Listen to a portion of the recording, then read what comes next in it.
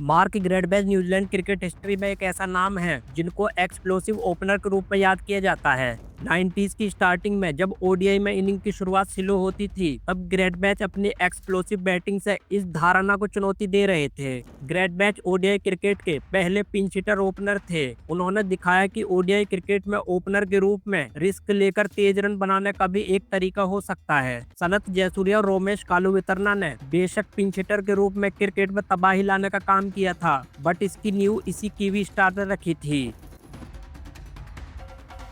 1992 cricket world cup में New Zealand को को-होस्टिंग करनी थी। मार्टिन क्रो की कैप्टेंसी में न्यूजीलैंड कागज पर एक एवरेज टीम थी। ऐसे में न्यूजीलैंड ने दूसरे को-होस्ट ऑस्ट्रेलिया को टूर्नामेंट के ओपनिंग मैच में ऑकलैंड में डोमिनेट करके शानदार शुरुआत की। Kiwi opener John Wright Sri Lanka के खिलाफ मैच में अपना शोल्डर इंजर्ड करवा बैठे। ऐसे में उनकी जगह प्लेइंग 11 में आए मार्क ग्रेडबैच पर किसी को भी भरोसा नहीं था, क्योंकि लास्ट 5 ओडीआई में उनकी बैटिंग पूरी तरह से एक्सपोज्ड हो गई थी और इसी रीजन से अभी तक ग्रेडबैच को इस वर्ल्ड कप में बेंच पर बैठाया गया था।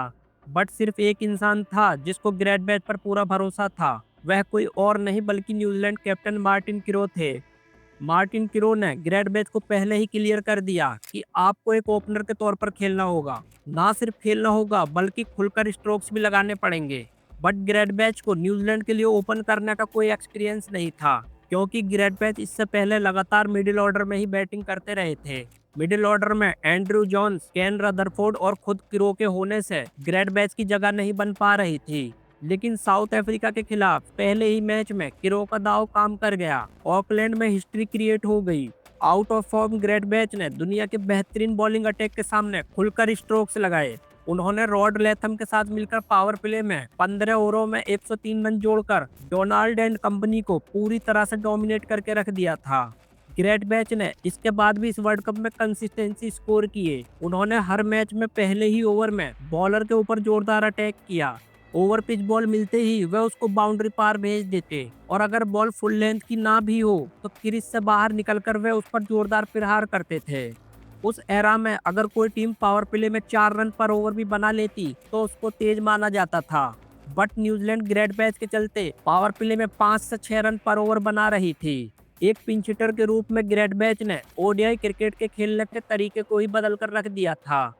ऐसे में यंगन्स न्यूजीलैंड सेमीफाइनल में पहुंच गया। फाइनल में उसका मुकाबला उसी पाकिस्तान से होना था जिसने उसे लीग राउंड की इकलौती हार दी थी। इसीलिए कैप्टन मार्टिन क्रो पाकिस्तान को बिल्कुल भी हल्के में नहीं लेना चाहते थे। कैप्टन क्रो के अकॉर्डिंग सेमीफाइनल पिच तेज और उछाल वाली थी। क्रो ने ग्रेडबैच से कहा कि अगर वसीम अकरम पहला ओवर करते हैं तो वह बिल्कुल भी स्ट्राइक ना लें और जॉन राइट को स्ट्राइक लेने का मौका दें। मगर ओपनर ने क्रो के इस सजेशन को ठुकरा दिया और अकरम के खिलाफ स्ट्राइक ली। ग्रेडबैच ने अकरम और आकिब दोनों को सिक्स लगाकर तेज शुरुआत की, बट पिच से आगे निकलकर खेलने के चक्कर में आकिब की स्लो ऑफ कटर में फंस गया। इसके बाद इंजमाम और मियादाद ने न्यूजीलैंड को टूर्नामेंट से बाहर का रास्ता दिखा दिया था। न्यूजीलैंड ट्रॉफी नहीं जीत पाया, लेकिन ग्रेडबैच पिंच हिटर के रोल में पूरी दुनिया में चर्चा का विषय बन गए थे। उन्होंने इनिंग की पहली बॉल से ही बॉलर पर जोरदार दबाव बनाया। ग्रेडबैच ने टूर्नामेंट में शानदार स्ट्राइक रेट से रन जमा किए। 92 वर्ल्ड कप से पहले भी ग्रेडबैच ने स्कोर किए। उन्होंने 1990 में इंग्लैंड टूर पर लगातार 2 ओडीआई 100 किए। लेकिन जो कंसिस्टेंसी और स्पीड ग्रेडबैच ने वर्ल्ड कप में दिखाई वह कहीं और नहीं दिखा पाए थे। इसी अच्छे खेल के चलते 2019 ईयर में मार्क ग्रेडबैच को न्यूजीलैंड की all time world cup team में ब्रेंडन मैकुलम के साथ ओपनर के तौर पर सेलेक्ट किया गया था। उन्होंने अपनी एक्सप्लोसिव स्टाइल से वर्ल्ड क्रिकेट में एक अलग पहचान बनाई, बट उनमें बिल्कुल भी कंसिस्टेंसी नहीं थी। खासकर शॉर्ट पिच बॉल पर उनकी वीकनेस ने उनको एक्सपोज्ड कर दिया था।